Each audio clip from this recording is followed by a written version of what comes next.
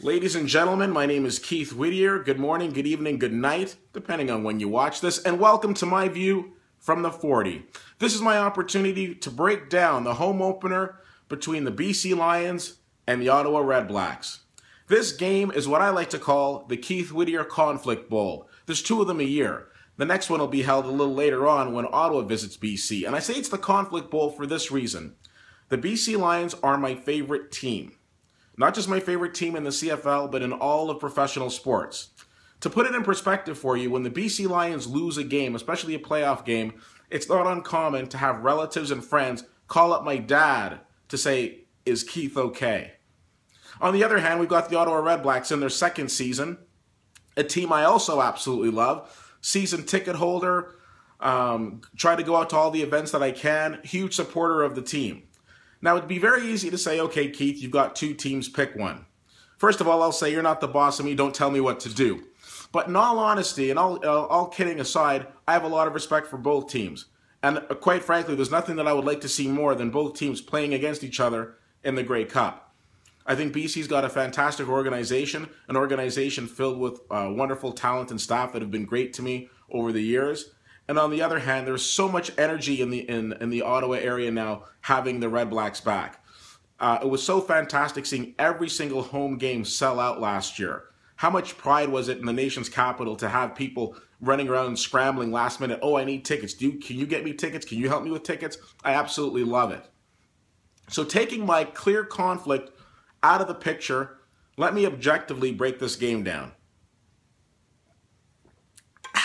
So, on the one hand, we've got the BC Lions, who the last time we saw them on field, they were getting beat down by the Montreal Alouettes in the Eastern semifinal.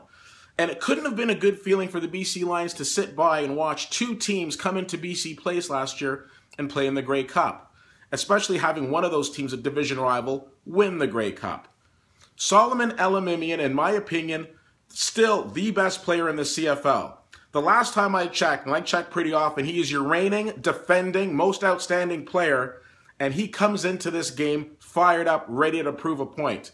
But he doesn't come alone. He's got his partner, Adam Bighill, that phenomenal BC defense, and they're going to do everything they can to screw up Henry Burris's plans. Well, let's talk about Henry Burris. Let me tell you, do not count out QB1 just yet. Yes, he had a rough game last week with 3 interceptions, but this guy is still a surefire Hall of Famer. He has done so many different things in this league. He is not to be underestimated. And not only is he not to be underestimated, he is as good as the team around him. And what a supporting cast of receivers he's got playing with him this year. Of course, another question is the health of Travis Lulay, the quarterback of the BC Lions. Historically, quarterbacks in the BC Lions don't fare too well over the long haul. Ask Buck Pierce and Dave Dickinson. But there's just something so special about Travis. When he stays healthy, he is probably one of the most dangerous quarterbacks in the league. Of course, we're seeing a league right now where quarterbacks seem to be dropping like flies.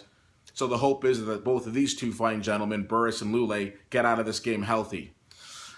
If you were to look at historical stats, which you can take with a grain of salt, but if you were still to look at them, BC fares very, very well against Ottawa.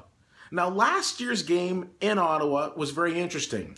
BC won 7-5, a game in which a lot of people thought was really boring and wasn't very good. I wasn't one of those people. I love that game for the simple fact that BC came into that game with a high-scoring offense, and the REDBLACKS, the expansion REDBLACKS at the time, shut them down. To hold BC to 7 points was pretty fantastic, and sometimes games are actually a defensive struggle. There was a game last night that took place that was 52-26 between Hamilton and Winnipeg. And sure, if you're a fan watching that game, you're going to be seeing scores galore. But if I'm a coach, I'd be a little concerned about the team that let in 52 points.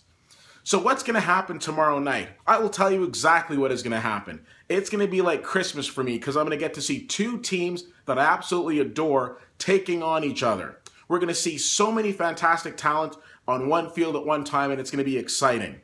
If you live in the Ottawa area and you haven't got tickets for this game because they're pretty much sold out at this point, this is what I suggest you do. Call up the Ottawa REDBLACKS organization, tell them that you want to get seasons tickets or tickets for remaining games because you do not want to be left out of the hottest ticket in town. The BC Lions are an exciting organization, the REDBLACKS are an exciting organization, And I shake my head at all these so-called experts that are saying that these are two of the worst teams in the league. Let's have that conversation again in November, shall we? I won't say I told you so. I'll just smile. Ladies and gentlemen, as always, you can reach out to me on CFL_found on Twitter, Facebook.com/WhittyWhittier, and WhittyWhittier.com. Thanks so much for checking out this blog. I'm so excited to see these two teams go at it. And that's my view from the 40.